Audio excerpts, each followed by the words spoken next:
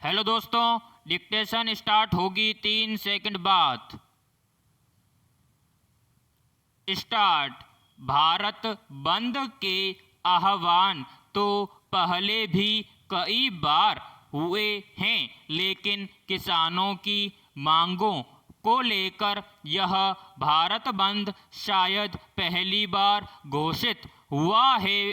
इस घोषणा पर कितना भारत बंद रहा, इस पर लोगों की अलग अलग राय हो सकती है, लेकिन यह तो स्पष्ट है कि भारत बंद तभी माना जाता है जब वह शहरों में दिखाई पड़े।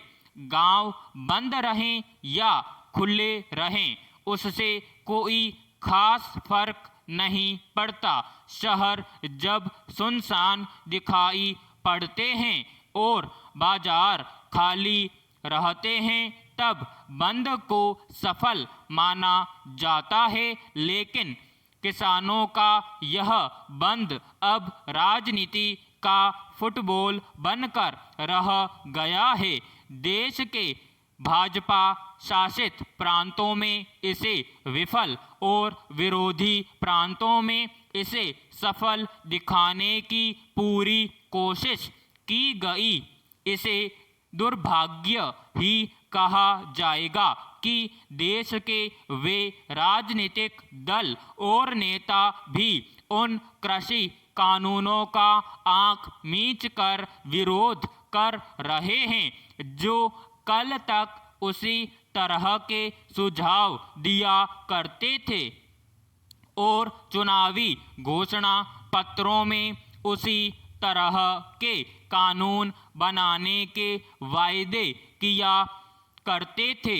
इसका अर्थ यह नहीं कि ये तीनों कृषि कानून निरापद हैं और इनमें सुधार की गुंजाइश नहीं है।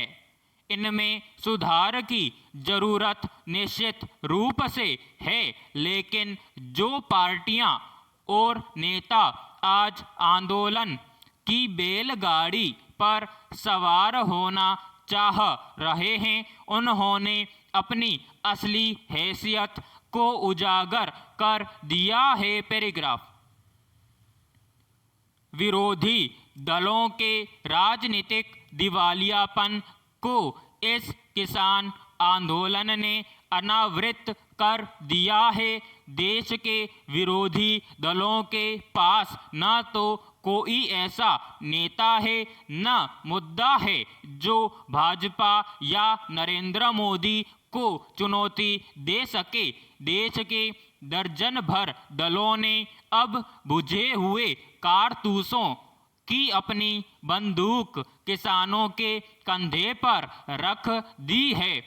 इस किसान आंदोलन की इस बात के लिए तारीफ करनी होगी कि उसने राजनेताओं को अपने मंच पर पसरने नहीं दिया। लेकिन आश्चर्य है कि जब 9 दिसंबर को फिर से सरकार और किसान नेताओं का संवाद तय हो गया था, तो 8 दिसंबर को भारत बंद का नारा क्यों दिया गया? हो सकता है कि किसान नेता वार्ता के पहले सरकार पर दबाव बनाना चाहते हों। किसानों का यह आंदोलन इसलिए भी प्रशंसनीय है कि पूरे देश में उन्होंने कहीं भी तोड़फोड़ या हिंसा का सहारा नहीं लिया। कुछ शहरों में जो हाथापाई और धक्का मुक्की की घटनाएं घटी हैं, वे भी प्रतिस्पर्धी राजनीतिक दलों के बीच घटी हैं। दिल्ली के मुख्यमंत्री की नज़रबंदी और उत्तर प्रदेश के पूर्व मुख्यमंत्री की गिरफ्तारी भी अनावश्यक प्रतीत होती है। भारत बंद की अवधि पूरी होते होते यह खबर भी आई कि गृह मंत्री अमित शाह ने कुछ किसान नेताओं को बातचीत के लिए अपने घर पर आमंत्रित किया है। यहाँ यह सवाल उठना स्वाभाविक है कि जो किसान नेता कृषि मंत्री के साथ मिलते रहे हैं, उन सभी को अमित शाह ने क्यों नहीं बुलाया। समाप्त।